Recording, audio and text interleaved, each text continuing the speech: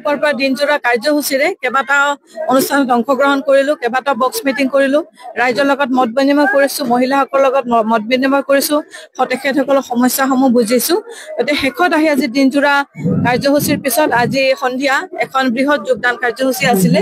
ইয়াত আমাৰ বিশেষকে কংগ্ৰেছ দলৰ পৰা কিছু যুৱ ভাই বা বন্ধুসকল ইয়াতে আমাৰ এয়াৰটেপ দলত আনুষ্ঠানিকভাৱে যোগদান কৰিছে। কংগ্ৰেছৰ প্ৰাক্তন বুথ প্ৰেচিডেণ্ট তেখেতো আজি আমাৰ ইয়াত যোগদান কৰিছে। গতিকে যথেষ্ট ভাল লাগিছে আৰু আশা ৰাখিছো এখেতসকলৰ আগমনে আমাৰ দলটোক আৰু বেছি শক্তিশালী কৰিব আৰু উত্তৰ হাউলি গাঁও পঞ্চায়তত এয়াৰটেপ দলৰ পকৰ আৰু বেছি মজবুত কৰিব। 150-200 মানুহ আমাৰ আজি এয়াৰটেপ দলত যোগদান কৰিছে।